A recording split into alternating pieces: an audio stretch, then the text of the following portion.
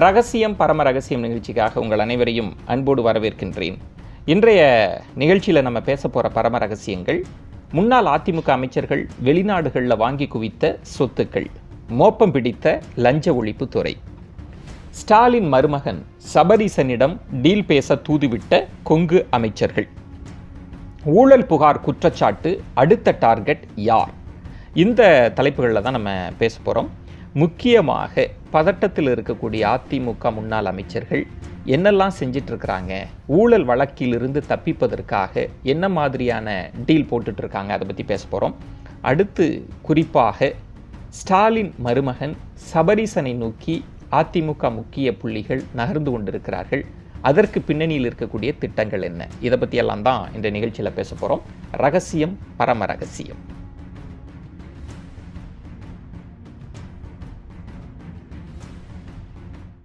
இந்த பரம ரகசியம் எபிசோடில் முன்னாள் அதிமுக அமைச்சர்கள் என்ன மனநிலையில் இருக்கிறாங்க, எந்த மாதிரி பதட்டத்தில் இருக்கிறாங்க, தங்களை பாதுகாத்து கொள்வதற்காக என்ன மாதிரியான டீல்லாம் போட்டுட்ருக்கிறாங்க அப்படின்றத பற்றியெல்லாம் தான் எக்ஸ்க்ளூசிவாக நம்ம பார்க்க போகிறோம். இதுக்கு முன்னாடி இந்த டெல்லி விசிட் இபிஎஸ் ஓபிஎஸ் போனாங்க இல்லையா, அதை பற்றி எக்ஸாக்டாக பரம ரகசியத்தில் தான் சொல்லியிருந்தோம். அதனுடைய ஃபாலோஅப்ஸ் கொஞ்சம் செய்தியாளர்கள் சிலதை சொல்லியிருக்கிறாங்க. அதையும் உங்கள்கிட்ட ஷேர் பண்ணிவிட்டு சில விஷயங்களை பேசலாம் அப்படின்னு நினைக்கிறேன். இபிஎஸ் ஓபிஎஸ் அவசரமாக பதறி அடிச்சுட்டு டெல்லிக்கு போனாங்க. மோடியை பார்த்தாங்க, அமித்ஷாவை பார்த்தாங்க. அதில் குறிப்பாக நம்முடைய பரம ரகசியம் செய்தியாளர்கள் தான் ஒன்று சுட்டி காட்டினாங்க. இபிஎஸ் ஒரு ஃபைலோடு வந்தார், ஓபிஎஸ் ஒரு ஃபைலோடு வந்தார் அப்படின்றத நம்ம தான் எக்ஸ்க்ளூசிவாக அப்போ சொன்னோம். அதற்கு பிறகு தான் பிரபல புலனாய்வு இதழ்களே அதை பற்றி சொன்னாங்க.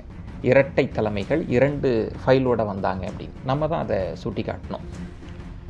அதற்கு பிறகு பார்த்திங்கன்னா நாம் தான் அந்த சந்தேகத்தை எழுப்பினோம். நீங்கள் தமிழகத்தின் ஜீவாதார பிரச்சனைகள் பற்றி பேசுனீங்க அப்படின்னா, பிரதமர்கிட்ட அதை தான் கொடுத்தீங்க அப்படின்னா, அந்த காப்பியோட நகலை ஏன் செய்தியாளர்களுக்கு கொடுக்கலை?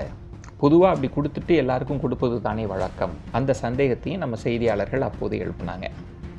அதற்கு பிறகு எல்லாருமே ஒன்று சொன்னாங்க. மோடியை பார்த்த பிறகு இபிஎஸ் ஓபிஎஸ் செய்தியாளர்களை சந்தித்தப்போ ஒரு நிருபர் கேட்குறார் சசிகலா பற்றி. உடனே இபிஎஸ் கையை காமிச்சிட்டு பதில் சொல்லாமல் போனார் இல்லையா. உடனே எல்லோரும் என்ன சொன்னாங்க அப்படின்னா, மோடியை சந்தித்த பிறகு இபிஎஸ் சசிகலா பற்றி பேச தயங்குகிறார். அதனால் என்ன விஷயம் நடந்திருக்கு அப்படின்னா, மோடி சசிகலாவை சேர்க்க சொல்லிட்டாரு, சசிகலாவை ஏன் சேர்க்கலைன்னு கோவப்பட்டார், அதனால தான் இபிஎஸ் அந்த கேள்வியை தவிர்க்கிறார் அப்படின்லாம் செய்தியாளர்கள் பலரும் யூகங்களை எழுப்புனாங்க. ஆனால் நம்ம பரம ரகசியத்தில் சொன்னோம், அது அல்ல காரணம்.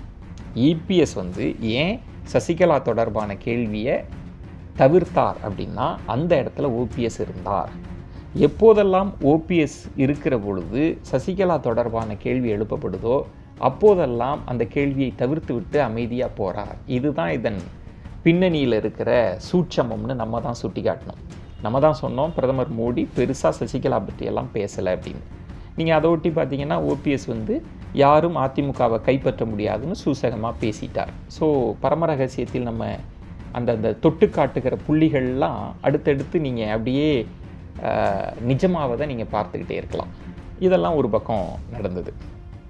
இப்போ அடுத்த கட்டம், அதனோட ஃபாலோஅப்பாக என்ன நம்ம செய்தியாளர்கள் சொல்கிறாங்க அப்படின்னா, சார் இந்த 2 ஃபைலோட ஆளாளுக்கு அடித்து பிடிச்சி டெல்லிக்கு வந்ததுக்கு காரணம் என்ன அப்படின்னா, ஒரு முக்கியமான ஒரு அட்வொகேட் இவர்கள்ட்ட சொல்லியிருக்கிறாங்க, நீங்கள் போய் மோடியை பார்த்துருங்க, அமித்ஷாவை பார்த்துருங்க, எந்நேரமும் கத்தி உங்கள் கழுத்துக்கு வரலாம், தலைக்கு மேலே கத்தி தொங்கிட்டு இருக்கு அப்படின்னு.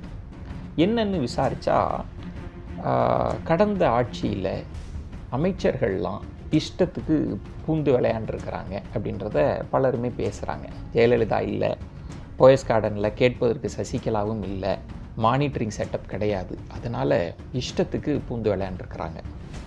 அதுவும் இல்லாமல் குறிப்பாக கடந்த ஆட்சியின் போது கடந்த 1 வருடத்தில் வாங்கிய கடன் கிட்டத்தட்ட லட்சம் கோடிக்கு மேலே வாங்கியிருக்கிறாங்க. அதில் பெருசாக தங்களுக்கு ஒதுக்கி கொண்ட தொகையும் அதிகம் அப்படின்லாம் சொல்கிறாங்க. அதெல்லாம் இனி தோண்ட தோண்ட வெளிவரலாம் அப்படின்றது. இதில் என்ன நடந்துருச்சு அப்படின்னா, பல அமைச்சர்களோட மகன்கள் வெளிநாட்டில் வாங்கி குவிச்சு வச்சுருக்கிறாங்க. அது ஓபிஎஸ், இபிஎஸ், முக்கியமான அமைச்சர்கள் எல்லாம்.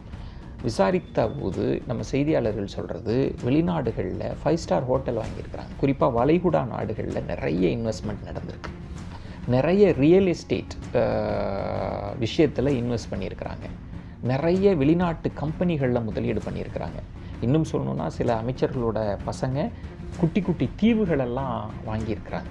இவ்வளவும் நடந்திருக்கிறது.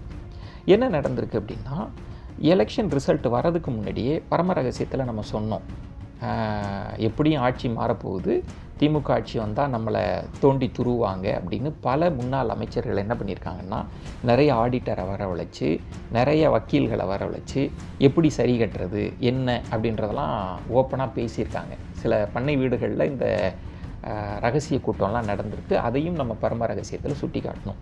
அப்போ சில ஆடிட்டர், சில முக்கியமான வழக்கறிஞர்கள் என்ன சொல்லியிருக்காங்க அப்படின்னா, இந்த லஞ்ச ஒழிப்புத்துறை உங்களை தோண்டி துருவுகிற போது இந்த டாக்குமெண்ட்டை வச்சு வெளிநாடுகளில் நீங்கள் முதலீடு பண்ணியிருக்க விஷயத்தையும் ஸ்மெல் பண்ணிடுவாங்க.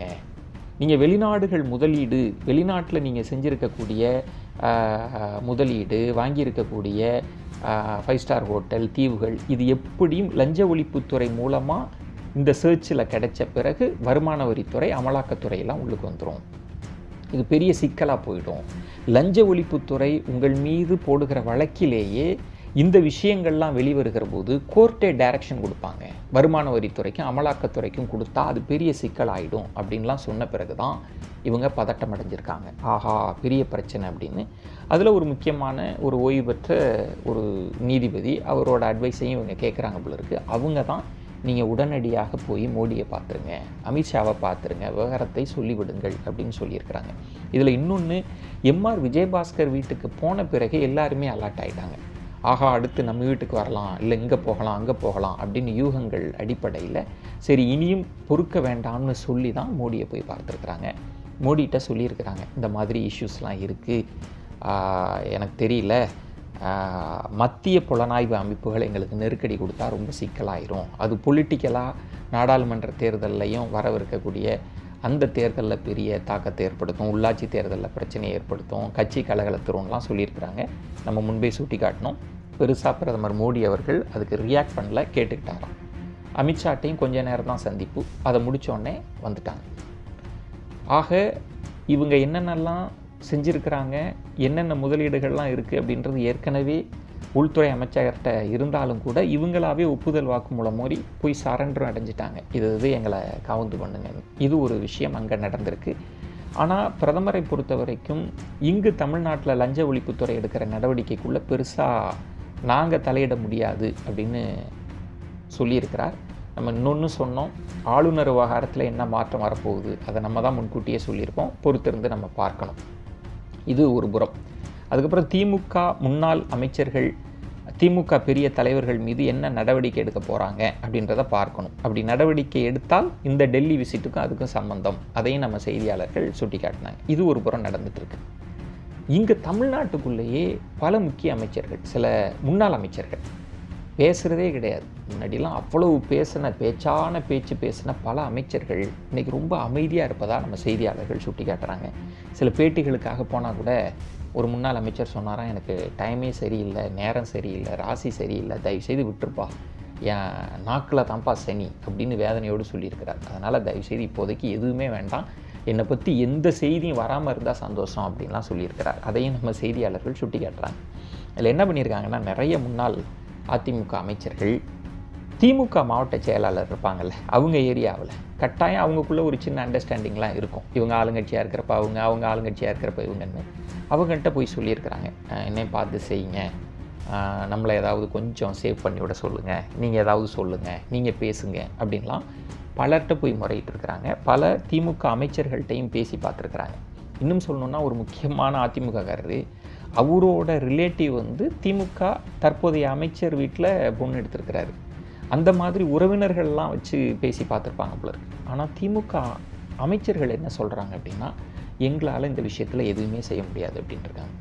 ஏன்னா இந்த விஷயத்தை நாங்கள் கொண்டே போக மாட்டோம், தயவுசெய்து பொறுமையாக இருங்க, பிறகு பார்த்துக்கலாம், இப்போதைக்கு எங்களால் எதுவுமே செய்ய முடியாது அப்படின்னே சொல்லப்பட்டிருக்கிறதாம். எவ்வளவோ உறவினர்கள் மூலம்லாம் பேசி பார்த்தும் இதுதானா. அது என்ன பெருசாக சொல்கிறாங்க நம்ம செய்தியாளர்கள்னால், இப்போது வரைக்குமே திமுக அமைச்சர்கள்ட்ட கூட்டணி கட்சி தலைவர்களோ கட்சிக்காரங்களோ ஏதாவது ரெக்கமெண்டேஷனோ ரெஃபரன்ஸோ எது போனாலுமே இப்போ எதுவுமே செஞ்சு தரலையாம். தயவுசெய்து வேண்டாங்க, இப்போதைக்கு எந்த ரெஃபரன்ஸு ரெக்கமெண்டேஷன் பஞ்சாயத்து கட்ட பஞ்சாயத்து எதுக்குமே வந்துடாதீங்க அப்படின்றாங்களாம் அமைச்சர்கள்.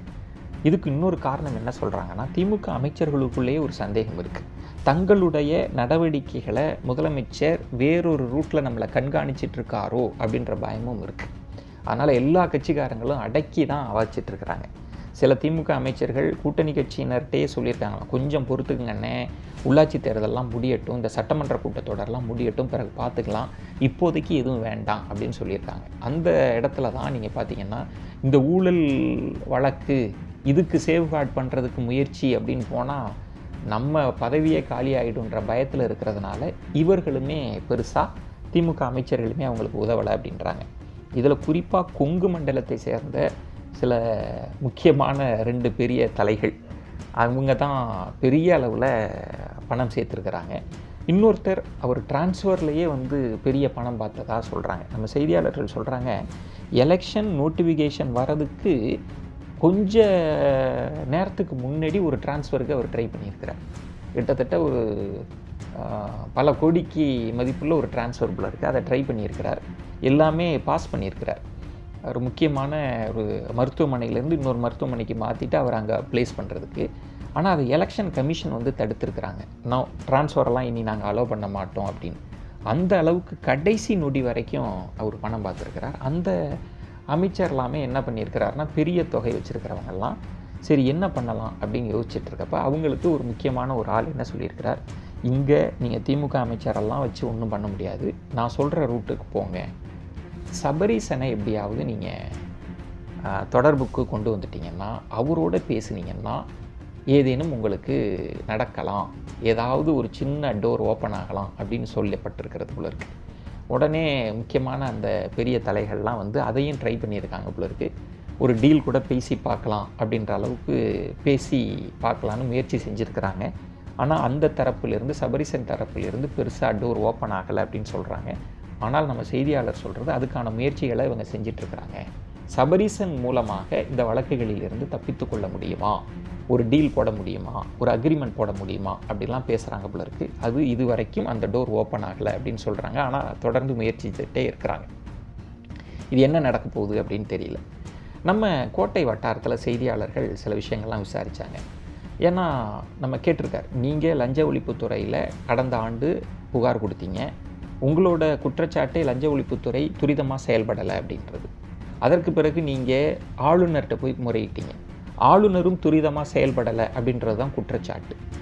அதற்கு பிறகு நீங்கள் தேர்தல் பிரச்சாரத்தில் எல்லா இடங்கள்லையும் சொன்னது இந்தந்த அமைச்சர் இன்னென்ன ஊழல் செஞ்சார்னு பட்டியல் போட்டிங்க, சிறை ரெடியாக இருக்குதுன்னு சொன்னீங்க, அடுத்த ஆட்சி அமைந்த பிறகு கட்டாயம் கன்ஃபார்ம் ஜெயில் தான்லாம் சொன்னீங்க. ஆனால் இன்னும் ஏன் தாமதமாகுது, எம்ஆர் விஜயபாஸ்கரை தவிர அடுத்த கட்ட நகர்வு ஏன் நடக்கலை அப்படின்ற ஒரு கேள்வியை நம்ம கேட்டிருக்கோம். செய்தியாளர்கள் கேட்டிருக்காங்க கோட்டை வட்டாரத்தில். அங்கே கிடைச்ச தகவல்ன்றது ரொம்ப சுவாரஸ்யமாக இருக்குது. ஏன்னா கோட்டை வட்டாரத்திலேயே ஏன் தாமதமாக இருக்குது, எதற்காக கொஞ்சம் யோசிக்கிறாங்க அப்படின்றத சில அதிகாரிகளே நமக்கே புரியலை அப்படின்னு சொல்லியிருக்கிறாங்க. அதில் ஒரு முக்கியமான அதிகாரி என்ன சொல்கிறார் அப்படின்னா, உள்ளாட்சி தேர்தல் முடிந்த பிறகு துரிதமாகலாம் அப்படின்னு சொல்லியிருக்கிறார். இன்னும் சிலர் என்ன சொல்கிறாங்கன்னா, சட்டமன்ற கூட்டத்தொடர், இந்த பட்ஜெட் கூட்டத்தொடர்லேயே சில திமுக கூட்டணி கட்சிகள் இந்த பிரச்சனையை எழுப்பலாம் அப்படின்னு சொல்கிறாங்க. ஆனால் ஏன் இது தாமதமாகுது அப்படின்றது பலருக்குமே புரியாத ஒரு தன்மை. ஆனால் இந்த தாமதத்தை வைத்து அதிமுகக்குள்ளே ஒரு விதமான பதட்டத்தை உருவாக்கிட்டு இருக்காங்க அப்படின்றது புரியுது. இதில் நமக்கு கிடைக்கிற தகவல், ஆளுநர்கிட்ட கொடுத்துருக்கிற அந்த பட்டியலில் எந்த அமைச்சர் மாட்ட போகிறார், எந்த அமைச்சர் ஏதாவது ஒரு டீல் போட்டு தப்பிக்க போகிறார் அப்படின்றது தான் ஒரு பெரிய கொஸ்டின். இது வரைக்கும் யாருக்கும் எந்த டோரும் ஓப்பன் ஆகலை. ஆனால் இந்த தாமதம், இந்த புதிய ஆட்சி, இந்த முன்னாள் அமைச்சர்கள் மீது எடுக்கக்கூடிய நடவடிக்கைகளை காட்டக்கூடிய தாமதம் பல யூகங்களுக்கு வழிவகுத்துக்கிட்டே இருக்குது. என்ன கணக்கு போடுறாங்க, ஏன் இது தாமதமாகுது, யார் மாட்ட போகிறார், யார் சிக்க போகிறார் அப்படின்றத பற்றியெல்லாம் அடுத்தடுத்து நம்ம செய்தியாளர்கள் தரக்கூடிய தகவல்களிலிருந்து நம்ம பேசலாம். பரம ரகசியம் தொடர்ந்து ரகசியங்களை தேடி பயணித்து கொண்டே இருக்கும். நன்றி, வணக்கம்.